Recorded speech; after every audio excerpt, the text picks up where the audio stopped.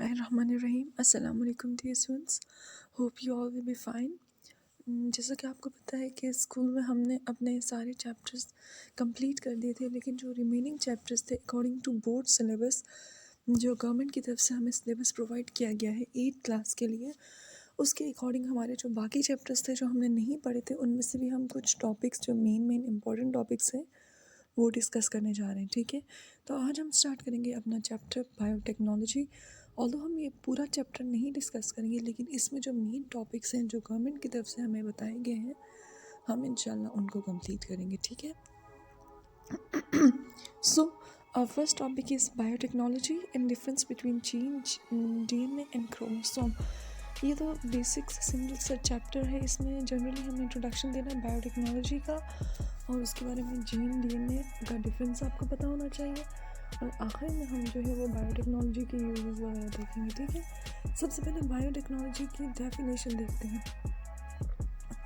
The use of living organisms or substance from living organism to develop agriculture, medicinal or environmental product or process।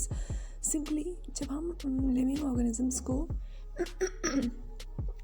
Organisms को use करते हैं या living organism की body में से कोई भी चीज़ यूज़ करते हैं मेडिसिन्स बनाने के लिए, एग्रीकल्चर के प्रोसेसेस के लिए या एनवायरमेंटल प्रोडक्ट बनाने के लिए या कुछ भी ऐसा करने के लिए, जब हम लिविंग ऑर्गेनिज्म को यूज़ करते हैं तो उस फील्ड को, जिस फील्ड में ये काम किया जाता है उसको हम क्या कहते हैं, बायोटेक्नोलॉजी कहते हैं। फॉर एग्जांपल हम डिफरेंट लिविंग ऑर्गेनिज्म से कोई भी उनकी बॉडी से कोई भी चीज़ लेते हैं, मटेरियल लेते हैं, उनको मेडिसिन के लिए यूज़ किया जाता है।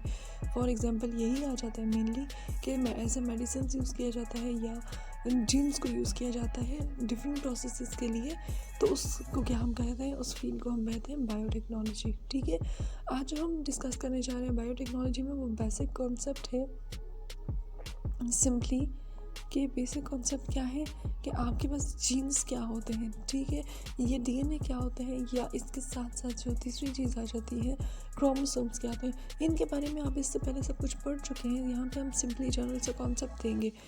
जीन की अगर हम बात करें तो जॉर्ज मेंडल ने 1865 में जो बताया था कि हमारी बॉडी के अंदर एक हेरिडिटी मटेरियल होता है, उसे हम क्या कहते हैं, जीन कहते हैं। ठीक है, इन्होंने काफ़ी ज़्यादा जो ऑब्जर्वेशन की थी जीन के ऊपर। ठीक है, कि वो नेक्स्ट जनरेशन में पास होते हैं कि नहीं होते, क्या चीज़ है जो नेक्स्ट जनरेशन में पास होती है पेरेंट्स से, उसको हम क्या कहते हैं, जीन कहते हैं। ठीक है, definition is Greek word which mean to become और टू ग्रो जीन।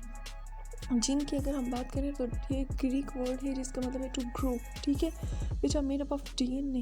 जीन्स जो है वो किससे मिलकर बने होते हैं, DNA act as a RNA instructor, या सिंपली हम ये कहेंगे ये जो डीएनए है ये आरएनए की भी सिंथेसिस करता है। ठीक है, प्रोटीन्स की भी सिंथेसिस करता है। In humans genes are very in size, different size होते हैं। ठीक है, 2 मिलियन बेसिस होते हैं हमारी बॉडी में, और अगर हम बात करें तो ज़ाहिर जीन के ऊपर डीएनए लाया करते हैं, तो डीएनए स्ट्रैंड भी जो है वो काफ़ी ज़्यादा उसकी लेंथ होती है। ठीक है, अगर हम क्रोमोसोम की बात करें तो क्रोमोसोम को आपको पता है in nucleus of each cell the DNA molecule is packed into thread like structure का क्रोमोसोम। अब अगर हम इनका रिलेशनशिप देखें तो जीन के ऊपर डीएनए लाया करते हैं और डीएनए के अंदर क्रोमोसोम्स लाया करते हैं। ठीक है, तो सिंपल अगर हम क्रोमोसोम की बात करें तो डीएनए के अंदर क्रोमोसोम लाया करते हैं, और ये किससे मिलके बने होते हैं, जो कॉइल्ड डीएनए है उनसे मिलके बने होते हैं। ठीक है, या सिंपली हम कहेंगे प्रोटीन हिस्टोन से मिलके बने होते हैं। सही हो गया। अब क्रोमोसोम की हमने स्ट्रक्चर देखी थी आप अगर हम इसकी बात करें तो ये माइक्रोस्कोप में हमें नज़र आता है। नॉर्मली क्रोमोसोम जो है वो सेल डिवीजन में इसका बहुत इंपॉर्टेंट रोल होता है, जैसे आपने माइटोसिस और मियोसिस पढ़ ली है। ठीक है, अब अगर हम क्रोमोसोम की बात करें तो क्रोमोसोम ये एक स्ट्रक्चर है जिसका एक सेंट्रोमियर होता है, सेंट्रल पॉइंट होता है जहाँ पे जॉइन हुआ होता है, और बाकी इसके आर्म्स होते हैं। ठीक है, ये जो आर्म्स हैं इनको हम क्या कहते हैं, क्रोमेटिड्स कहते हैं, जबकि ये जो सेंट्रल पॉइंट है इसे हम क्या कहते हैं, क्रोमोसोम कहते हैं। ठीक है, नहीं सॉरी, सेंट्रोमियर कहते हैं। सेंट्रोमियर क्रोमेटिड्स और ये पूरा आ जाता है क्रोमोसोम। ठीक है, इनको हम आर्म्स भी कहते हैं। और अब अगर हम डीएनए की बात करें तो डीएनए क्या होता है, डबल स्ट्रैंड स्ट्रक्चर होता है। सही है, और डीऑक्सीराइबोन्यूक्लिक एसिड होता है, हेलिकल स्ट्रक्चर होता है। ये आप डिटेल में पढ़ चुके हैं, इसका स्ट्रक्चर भी पढ़ चुके हैं।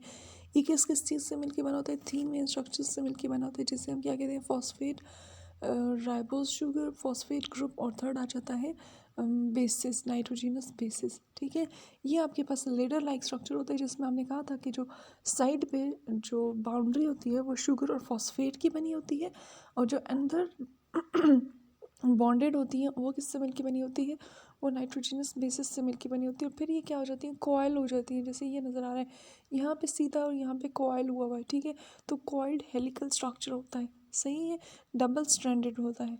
ठीक हो गया। अच्छा, फिर बाकी आपने देख लिया था कि डीऑक्सीराइबोज शुगर होती है, नाइट्रोजनस बेस होती है, और जो नाइट्रोजनस बेसिस है उनमें एडेनिन और गावानिन होते हैं, जिन्हें हम प्यूरिन्स कहते हैं, और साइटोसिन और थायमिन होते हैं, जिन्हें हम पायरिमिडीन्स कहते हैं। ठीक है, जब एक प्यूरिन दूसरे पायरिमिडीन के साथ बॉन्डेड होती है, फॉर एग्जांपल एडेनिन कभी गावानिन के साथ बॉन्ड नहीं बनाएगी, एडेनिन हमेशा थायमिन के साथ बॉन्ड बनाएगी, गावानिन हमेशा साइटोसिन के साथ बॉन्ड बनाएगी, और इसी तरह से क्या होगा, ये जो स्ट्रैंड है ये आपस में जुड़ा रहेगा। ठीक है, अच्छा, ये स्ट्रक्चर कुछ इस तरह से होता है, आपको याद होगा हमने देखा था कि सबसे पहले शुगर, और ये तो सिंपली उन्होंने ये शो किया हुआ है ना, ये बेसिस है।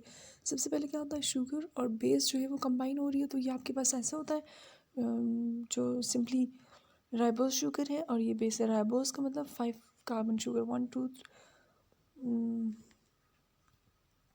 1 2 3 4 5। ठीक है, अच्छा, फिर आ जाता है जब ये आपस में कंबाइन हो जाते हैं, इसके साथ फॉस्फेट जुड़ता है, फॉस्फेट जुड़ने के बाद ये इस तरह की कोई चेन बन जाती है। ठीक है, तो ये आ जाता है आपके पास डीएनए। और डीएनए की अगर हम बात करें तो 2 डीऑक्सीराइबोन्यूक्लियोटाइड चेन्स जो हैं वो हाइड्रोजन बॉन्ड्स के थ्रू आपस में जुड़ी हुई होंगी, इनके दरम्यान में हाइड्रोजन बॉन्ड होगा। फिर आपको याद है कि हमने डिस्कस किया था एडेनिन और थायमिन में डबल बॉन्ड होता है, और साइटोसिन और गावानिन में ट्रिपल बॉन्ड होता है। ठीक है, अच्छा, अब हमारा ये टॉपिक भी है कि डीएनए जो है वो ग्रो कैसे करता है, या डीएनए ज़्यादा कैसे होता है, एक स्ट्रैंड से ज़्यादा में कैसे कन्वर्ट होता है, तो उस प्रोसेस को हम क्या कहते हैं, डीएनए रेप्लिकेशन। ऑल्दो हमारे जो चैप्टर है उसमें इतनी डिटेल नहीं है, लेकिन जनरली मैं आपको बता दूंगी डीएनए रेप्लिकेशन क्या होती है। DNA replication basis of inheritance है। ठीक है, सिंपली आप एक जनरेशन से दूसरी जनरेशन में डीएनए जो है वो ट्रांसफ़र हो रहा है, तो वो कैसे ट्रांसफ़र हो रहा है, रेप्लिकेशन हो रही है। ठीक है, ये डीएनए की कॉपी बन रही है, कॉपी बनने का भी एक प्रोसेस होता है जिसे हम डीएनए रेप्लिकेशन कहते हैं। और डीएनए रेप्लिकेशन हमेशा डीएनए जब डिवीजन की टाइम होता है ना उससे पहले हो जाती है। ठीक है, जैसे फॉर एग्जांपल अगर सेल में माइटोसिस या मियोसिस होने लगी है, स्टार्ट होने वाली है, तो उससे पहले जब इंटरफेज में जाएंगे तो वहाँ पे डीएनए रेप्लिकेशन होगी, और रेप्लिकेशन के बाद जो है वो सेल रेडी हो जाता है डिवीजन के लिए, और एज अ रिजल्ट पेरेंट्स से ऑफस्प्रिंग में क्या होता है, डीएनए की ट्रांसफ़र होती है। ठीक है, जो रेप्लिकेटेड डीएनए होता है। अब फॉर एग्जांपल ये आपके पास डीएनए स्ट्रैंड है, डबल हेलिकल स्ट्रैंड है। ठीक है, अच्छा, अगर हम इसमें रेप्लिकेशन की बात करें तो याद रखिएगा कि एक जो ये पेरेंट स्ट्रैंड होता है, ठीक है, इस पेरेंट स्ट्रैंड से डॉटर स्ट्रैंड की फॉर्मेशन होती है। सही हो गया, न्यू स्ट्रैंड जो बन रहा है। ठीक है, अच्छा, और याद रखिएगा कि ये जो नया स्ट्रैंड बन रहा है, देखिए इसमें एक स्ट्रैंड जो आ रहा है ये एक पेरेंट, ये पेरेंट सेल है, इससे 2 डॉटर्स डीएनए बन रहे हैं। ठीक है, तो इस पेरेंट का एक जो स्ट्रैंड है वो एक डॉटर में आ रहा है, दूसरा स्ट्रैंड दूसरे डॉटर में।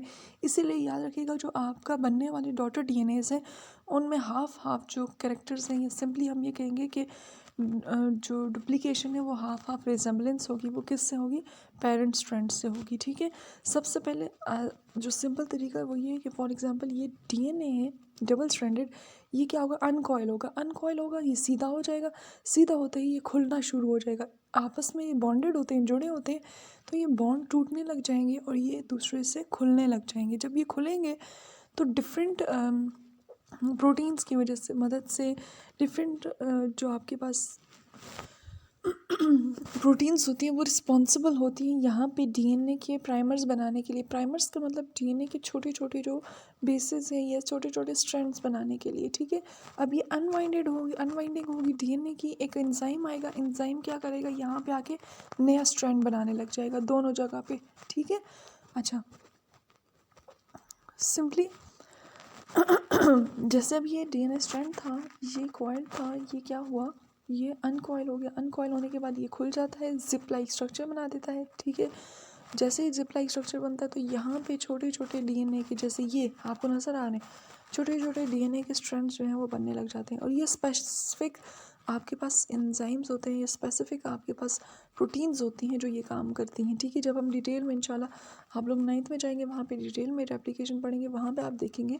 यहाँ पर हम जनरली मैं आपको कॉन्सेप्ट बताना चाह रही हूँ कि पहले अनवाइंडिंग होगी, फिर अनवाइंडिंग के बाद अनकॉइलिंग होगी, अनकॉइलिंग के बाद कॉइल होगी, अनवाइंड हो गए तो क्या हो जाएगा, जो एंजाइम्स हैं, स्पेसिफिक एंजाइम्स, वो आगे क्या करेंगे, वो आगे छोटे छोटे, यहाँ पे छोटे छोटे जो ये अलहदा हुआ था डीएनए का स्ट्रैंड, यहाँ पे छोटे छोटे आगे नए डीएनए स्ट्रैंड्स बनाने लग जाएंगे।